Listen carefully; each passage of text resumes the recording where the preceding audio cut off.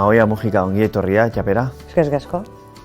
Bueno, udaz geroztik berriako zuzendari zaitugu. Denbora tarte bat izan duzu, rol berrian murgiltzeko. Zerkera egiten dizu buruko min gehien eta aldiz zerke ematen dizu aurrera egiteko indarra? Buruko min gehien esango nuke, kanpora begira egin behar den lan hori, ez? Ni beti naiz oso lotua erredakzioari. Eta kostatzen zait, kasu honetan bezala, ez? Ni beti normalean galderak nik iten ditun, eta orain galderei erantzutea tokatzen zaitenean gehiago kostatzen zait, ez? Publikoki agertze hori, ez?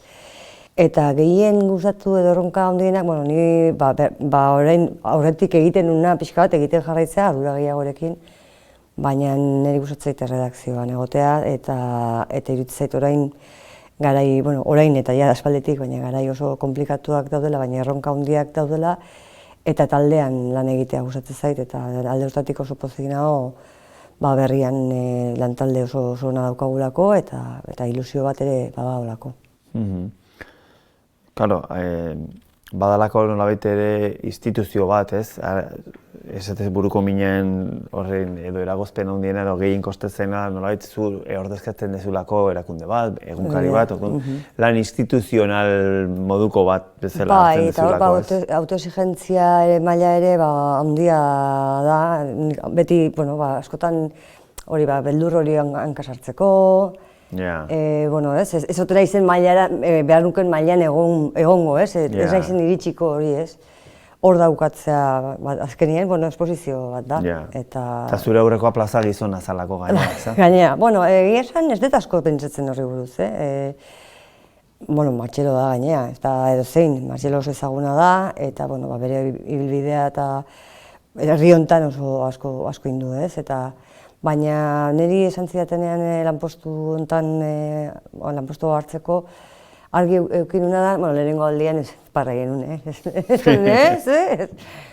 Baina egia da, lehenengo momentutik pentsatu nula hau lanpostu hartu behar hori badet, ardura hartu behar hori badet, nik nerera egingo dut, azkenien bakoitza dan bezalakoa da, eta oso diferenteak gara, eta oso egiteko modu ezberdinak dauzkagu. Zu sail ezberdinetan aritu zara lanean, ardura postuak izan dituzu, ez zuzendariaren hain, ez ardura batzuk bai. Kargu berrian, kazetari izateari eusten diozu? Nahiko nukeena baino gutxiago segurazki, ez? Badaude egunak adibidez, batea eta beste ibiligarrezunak, eta orduan hor, ez zaude eguneroko saltxean, ez? Baina egia da, beste egun batzutan bai, eta oraindik ez, hilabete hauek oso zailak izan dira, aldaketa betean egon gehalako, eta hor tokatu zaizkigu beste gauza batzuk egitea, baina nire asmoa bada kazetari lanak egiten jarraitzea. Hori da azkenean ere nahi gustatzen zaidana, hori ez duke utzi nahi. Bai, aipatu duzu, eta igual horri heldu nahi dut zure karguaren B alde horri, ez dakiz ez nolako harremana daukazuen erakundetako ordezkariekin, ze azkenean egunkari, nazio mailako egunkaria da, eta orduan erakundetako ordezkariekin harremana izan behar duzu, eta hor badago nolaiteko joko bat, ez gauza da publikoan esaten dena, jende aurrean adierazten dutena erakundetako ordezkariek, eta gero beste gauza da maila pribatuan, horre aldea daolako, ez?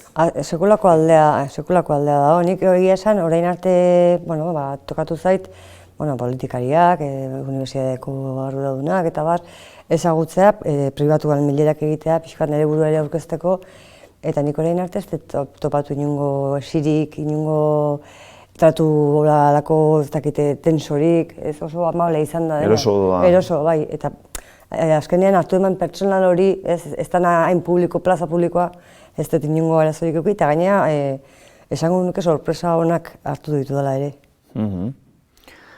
Eraldaketa sakon aipatu duzu oraintxe.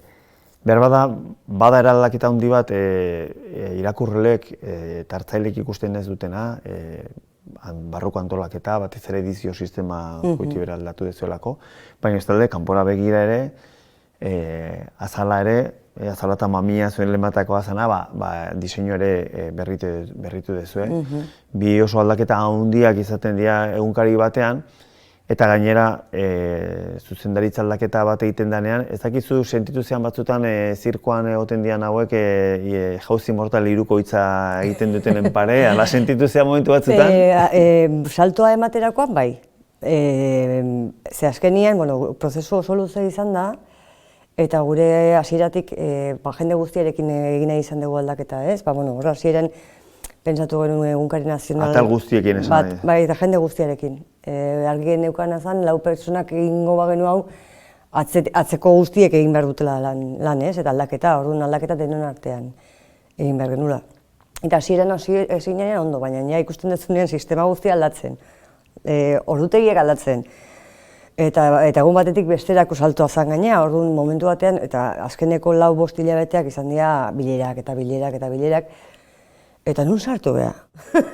Baina ez pertsonalki bakarrik, azkenean, zuzendaritza aldaketa dago, baina erredakzio zuzendaritza adibidez ez da aldatu apenas. Berriak sartu du dira, baina hor jarraitzen du, denbora dexente dara magun jendea. Eta funtzionatzeko modua eta aldatu bai da, pertsona batzuk aldatu dielako, gehiago da sistema guztia aldatzerakoan.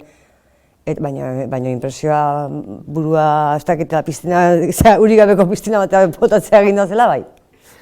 Claro, ze tarteka ere aldaketak egin behar dira, baina bestalde dabilenarentzat gehienetan aldaketa egiteko momentua beti oso txarra da. Ez da inoiz momentu egokia, ez da? Ez da egokia, inoiz ez. Egia da, argi ikusten genuen aldatu behar hori, batez ere digitalean, gu hasi ginen pixka bat, webgunari beste garrantzi bat ematen pandemia horretik, ez? Eta jendea ohitutzen nahi izan, webgunera lan egitea, ez? Baina papereko mentalidadeak ingeunden oraindik, alegia, zenbat horri behar dituzue, 3, 4, oin hori dena, bukatu da. Oin kontatzeko manerak aldatu dira, multimediak, zuzeneko jarraipenak, ez, gertaera zehatzetan, halako timeline edo denbora lerroan kontatzekoa. Bai, eta gero ere, webgunean idaztak ez du esan nahi korrika presaka idatzi behar danik, hori kosta zaigu ikastea pixka bat. Azken orduak eman behar dian noski, baina eraberean, eskertzen da, albiste bat hartuta lantzea. Testu ingurua, ez? Testu ingurua, lan egiteko modu asko aldatu dela, ez? Lehenago behintzat paperera begirago geunden, eta aldeak hortara gehiago begira zeuden, gaur egun webgunean idazten dugu lehenengo, eta gero, batez ere, aktualidadeko atala edo arian atala, Puri-purian dauna, ez? Webgunean jartzen da. Eguneko zeak gero erabakitzen dugu paperera zer di joan, alderantzi izan, ez? Pixka bat. Eta horrek aldatu du, jendeari txandak aldatu zaizkio, lehenago hasten gara lanian, lehenago bukatzen dugu, eta horrek eskatzen du antolaketa izugarri ona. Eta horre buru uste batzuk baditugu.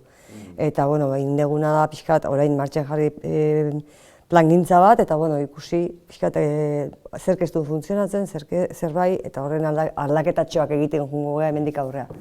Baina, nik uste orokorrean guztatzen. Eraldaketa handi egin dezue, orain moldaketa batzuk. Orain da moldaketa batzuk egitea, eta aldaketa horiek hobetzea. Zure hitzetan jarriz gure begirada propioa, horitxe eskaini nahi diozu irakurleagoari. Bai, azkenean, komunikabide bakoitzak dauka, nik esango nuke bere selloa, ez edo. Eta gu hitz egiten hasi ginean, zer nolako egunkari egingo genuke, egunkari nazionala, oraintxe zerotik hasiko bagina, ez? Eta gu gure begirada asko jarrita daukagu, euskeran, noski, hezkuntzan ere bai, gero ingurumenean, feminismoan, hizkuntza gutxituetan, marginatuetan, hori da gure nik uste, laburbilduz, hori izango litzateke gure begirada hemendik begiratuta Euskal Herritik eta Euskal Herriarentzat, ez? Eta gero ere munduan, gu bezala herri txikiak dianei ere begirada jartzen diegu, ez? Zanpatua daudenak, edo hizkuntza bat gainetik daukatenak, eta hori izango litzateke gure begirada. Gero bada bestea, eta da, behar badanik kultur mundutik natorrelako, baina ez du preziorik, Gorka Urbizuren hasiera bat, berriaren azalaren ia erdia hartzea, ez? Halako azala handi bat kulturari halako garrantzia ematea. Pentsatzen dut, jakin badakizuela ino, ez dakizu ez errenako poza ematen dion horrek kultur munduari olako... Guretzat kultura da, nik esango nuke gure kutxuna. Beste gaiak importanteak dira guretzat, baina kulturari bereziki diogu gehien maite dugun alaba edo semea dela, ez? Bueno, gure begia propioa esaten dezuenean, nik ulertzen dez zer esan nahi dezuen, baina ez da bat ere erresa, eta gaina apostua danean digitala eta geroz eta gehiago pantailaren bidez irakurtzen dugunean, ez da bat ere erresa gure hori uztartzea saretan geroz eta basatiago danen nire horri, ez? Ezakit hor borroka handiak ere eukiko dituzue, ez? Ze feedbacka ere zuzenagoa da hainbat gaien inguruan. Bai, nik sare sozialekin nik uste, denbora gutxien gauzak asko aldatu dira eta presazko informazio hori saretatik jasotzen dugu hori. Urgentzia hori, ez? Dena da urgentea, dena berehala jaso behar dezu, eta ondo, eta ez bazaude hor, ez zaude, ez? Eta nik uste hori hortaz ere pixka bat gogoeta egin degula, eta bai, importantea da, hor egotea, noski, baina nire ustez importantea da ere gauza pausatuak egitea. Ze azkenean, hainbeste informazio jasotzen dugu, pixkat anestesiatuta bezala bizi gela, ez? Eta azkenean astu ite zaizkigu gauzak. Sartze zaigu berehala eta badijoa, ez? Eta orduan hor erdian kokatzea gure burua, eta guretzat importanteak dian gauzak patxada, kazetaritzak usten duen patxada horrekin kontatzea, hori gero eta importanteagoa dela iruditzen zait. Zuzendari postura itzulita, eta gure sektorean sarreren eta gastuen arteko oreka beti oso kontutan hartu behar da, eta oso alde estuak izaten dira. Ez dakit zemuz moldatzen zaren Excelarekin eta kalkulagailurekin, edo ez dago zure lanean hori? Ez da, zorionez nire lanen artean ez dago.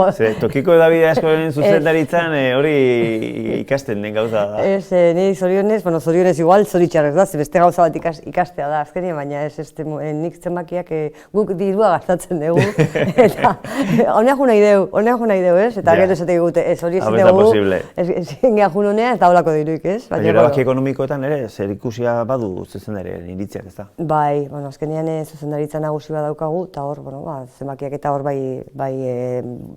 zenbakien berri ematen da, ikusteko nola goazen da hori, bai, eta hor noski parte hartzen dut, baina ja zenbaki horiek xietzen ez.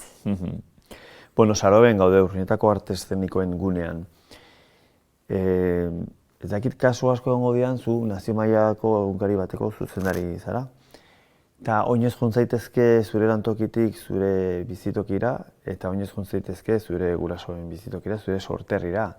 Ez dakit jabetzen zaren zerelako suerte daukazun. Egunero. Benetan esate dizut, adibidez neguan ez naiz oinez juten, kotxez juten naiz, lehen autobusez, baina azkenean... Ja, hor dut egiletan. Oain autobusa gaina ez dakizu oso ondo noiz pasatzen dian. Baina 4 minututan lanean nago, eta gero udaran eta udaberrian askotan oinez juten naiz. Oinez edo korrika, zean lantokin dutxa bat daukagu, eta horren aprobetxatzen dut, goizian kirola egin, hain dauzak gauzak, eta hori da lujo bat. Eta erabenean, Martin Ugalde Kulturparkean zaudete, Andoainen bi referentzia ezinbesteko daude Euskal Kazetaritzan, oraindik ere Ricardo Arregi da bat, eta Euskal Herrian baten den sari nagusienaren izena darama. Eta bestalde Martin Ugalde, zuek familiatik gainez lotura oso estua dezue Martin Ugalderekin. Bai. Zeinan ez dugu ahaztu behar, eta askotan gatazka askorekin esaten da politizatu egiten diala gaiak, ez? Baina Martin Ugaldek zoritxarrez bere azkeneko urteak bere diru kontuk enbargatuta eman zituen. Eta hori da, berbada gehiagotan gogorazi beharko geniuke zer nolako petralkerik pasabar izan dituen hemen Euskal Prentsak, eta ez hainbeste, duela 20 urte. Ez, Martin Ugalde niretzat oso pertsona importantea izan da, eta da, batetik familia dalako, aitaren lehengusuru propioa da. Eta gurekin harreman handia eduki du, eta bestetik egunkariaren sorreran beha gontzalako, eta horregatik gertatu zitzaiona. Eta nik asko apreziatzen dut, izan delako beti oso, zan ezagun politikoki, nahiko bertso askea edo. Beharentzat euskera zan importanteena, eta bere ametsa zen Euskaldun egunkaria bezalako egunkari bat egitea Euskaldun guztintzat, ez? Eta horren ondorioak pairatu behar izan zituen, eta izan zen behantzat bukaera oso gogorra. Jazarpen judizial politiko bat. Bai, eta asko sufritu zuen, eta pena da bukatzea. Seguro postxe handi xamar hartuko lukela, zuzendari posten. Pentsatzen dut baietz, bai. Bueno, Zuek egin dezuen eraldaketa handi honetan lan fluxuak eta ordutegiak moldatu dituzue. Hori moldagarria da kazetaritza sena duen profesionalekin, 24 orduetan kazetaritza danarekin, denbora gehiago eskatzen duen kazetari horrekin? Nik uste hor, gauzak asko aldatu dira. Lehen ez sena handiagoa geneukalako, ez dut esaten orain gazteek ez dakatenik sena hori. Baina ohituagoak geunden, sartutatera eta presi gabe eta orduak sartzeko gure etxea zen han egotea, ez. Nik uste orain aldatu dela hori, baina egia da jende askori esan martzaiola etxea joteko. Batzutan, ezinbestekoa da, zerbait pasatzen denean guk aprobetxatu dugu lan fluxu berriak eta moldatzeko ordutegia 7 ordutara, baina ez dira 7 ordu. Egun batean 9 ordu sartu behar baldin badituzu, atxaldeko 5etan pasadalako ez dakiz zer, sartu dituzu. Kontua da gero, hurrengo gunean edo beste aldanean, esatea, gaur 7 ordu sartu errean 5 sartuko dituzu, ez? Baina nik uste hortan joera, bintzat joera markatzen egia eta batzutan lortzen dugu, beste batzutan ez, baina egia da sena, eta gero bakoitza bere etxean jarraitzen du, gaina bain... Ikertzen, lantzen... Edo deiak egiten, baina gure asmoa da bintzat aldiketa, bintzat lantokitik kanpoko bizitza ere eukitzeko aukerak ematea, ez? Bai, gauzak asko aldatzen diala esaten dezunean, esango nuke garai beretsuan hasi ginela kazetetan, zu 80ko hamarkadan ja kazetari izan murgilduta zeuden. Orduan nolabaiteko loraldi bat egon zen euskal prentxan, tokiko prentxan, eta nolabait egiteko zehon dena, ez? Esango nuke bai edizio antolaketa lana, kazetaritzaren jarduna ere, nolabait lan militanteago bat zen, ze nolabait euskara talde bateko edo egunkariko kidea zinako, eta bazeon nolabait esan gabe zijoan bazu zerbaiten dan militatzen ari zinela. Horrek bere onurak ere kalteak zituen, eta orain beste garai batean bizi gea, baina bere onurak ditu ere aldala sektorea profesionalizatzea, ez da. Ba, egia da, gu hasi bertan kazetaritza ere egiteko zeon. Egunero asmatu da genituen, oraindik ere bai, baina, eta ni ez nintzen hasieran hasi, baina egunero sortzen ziren gauzak esateko modu berriak, eta hor, bazan, zerbait sortzen nahi zinean ilusio hori zeneukan, ez? Eta egia da ere, garai hartan, denak ginela adin beretsukoak. Ez, oso gazteak eta orain ja, gaztea gaude, helduagoa gaude, eta esatezuna, bere kalteak ere bazeuzkan, onurak ere bai. Gaur egun nik batzutan eskertuko nuke, ez dakit militantzia dan, baina zera bat gehiago zertan egean, ez? Era berean, dut zait profesionalizatu behar da eta guk aldarrikatu behar dugula, gure lan baldintzak ere hobeak izatea, duinak izatea, eta hor oraindik oskatxo batzuk falta zaizkigu eta kostatuko zaigu. Oraindik ere bidea badago egiteko. Bai, asko baina. Eta jende askok uzten du horregatik ere. Bai, beste sektoretan beste baldintzak hezkuntzan edo beste dagoetan, ez. Bestalde, imaginatzen dut oso hitz onak izango dituzula, baina uste dut irakurketa serio bat egin da aritua garenaren aldetik euskarazko prentsa, euskarazko prentsak izan duen garapena oso handia izan da. Zu orain berria egunkariko zuzendari zara, baina inguruan euskarazko hedabide asko dago. Zuk sektorean nola ikusten duzuela oro har? Nik esango nuke sektorea beha oso indartsu dagoela. Kalidadea izugarria daukala, eta gero ez zaiola konpensatzen kalidade hori ez, kanpora begira, azkenean beti daukagu, beti gabiltza arriskuan. Biziko otegean, ez gehan biziko, ez?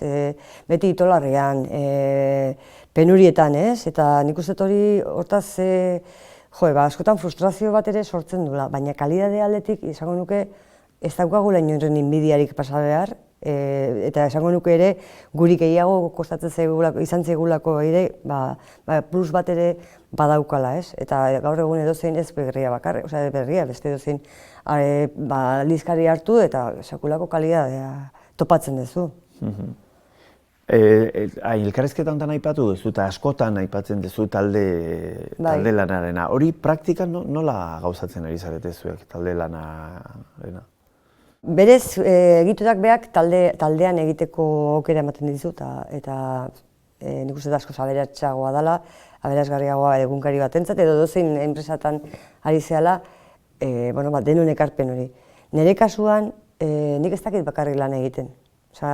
Izango da, askotan zalantza asko ditutelako, edo planteatzen ditudelako, edo gustatzen zaitelako, planteatzea ere, badago jende bat askoz ere ziurragoa dana, eta ingo dugula.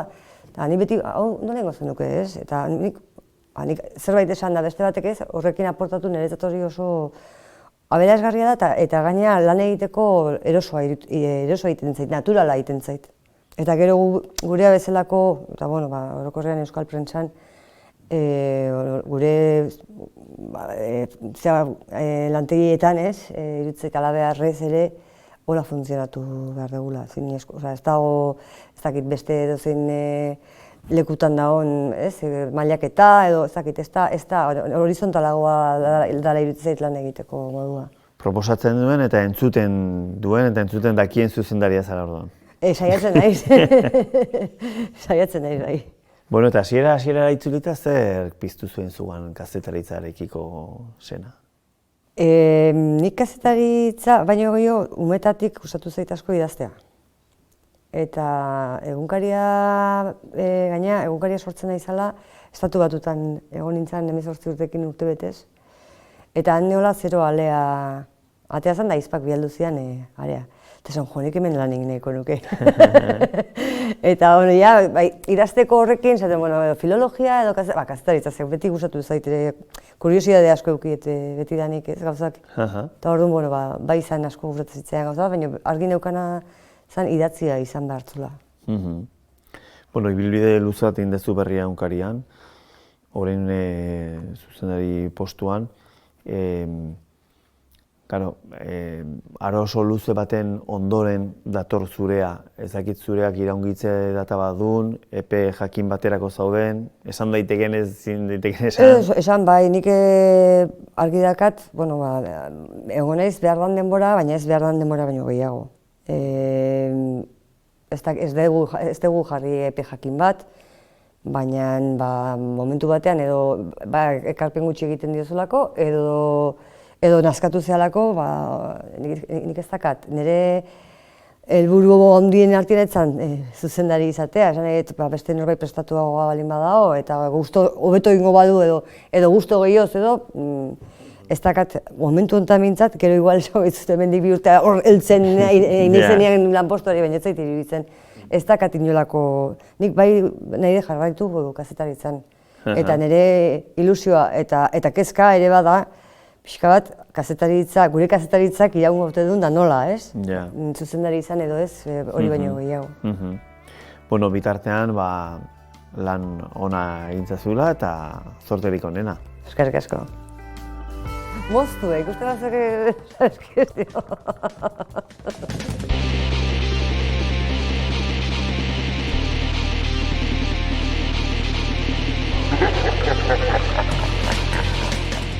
Lankide soil izatetik zuzendari postura. Netflix zurearen antzeko historien bila dabil. Ez dakit, kazetari buruz gauza asko egiten dira, eta esango nuke Estatu Batuetako zerotik hasita eta arrakasta izaten duen horietako sail asko daudela Netflixen. Lankideen jefa bilakatzea erosoa izan da? Egia esan, momentuz ez dut harremanetan aldaketa handirik somatu eta eroso sentitzen naiz nire lankideekin. Badira errata adierazgarriak, musika eta txipi, egin batean bazara hori. Musikaria ez naiz musika gustatzen zait eta etxetik datorkit musika zaletasuna, ama irakaslea izan delako. Eta musika pianoa jotzen duen, biolina ere bai, eta orain pianoakin hasi naiz berriz. Edizioaren itxierazi musika estilorekin parekatuko zenuke. Segun ze edizio itxiera dan, hola, ez dakit, azken orduko fuerte bat balin badago, Tongo Hitzen abesti batekin bukatuko du. Zein albisterekin egiten duzu amets? Egia da albiste batean ematerakoan, seguraski zaila dela egun batetik bestera nire amets hori betetzea, baina nik amesten dut Euskal Herri euskaldun batekin. Izan daiteke inor kazetari egunean 8 orduz? Bueno, ez dakit, esango nuke ezetz. Saiatzen gara ordu horiek betetzen edo gutxiago betetzen, baina gutxiago edo gehiago jarraitzen dugu, ez? Denbora guztina zer egin dezakegun, zer ez, ideiak bueltaka, ez? Eta ez zait iruditzen oso erraiz moztu daitekenik ofizioa bizitzarekin. Ez da, ez?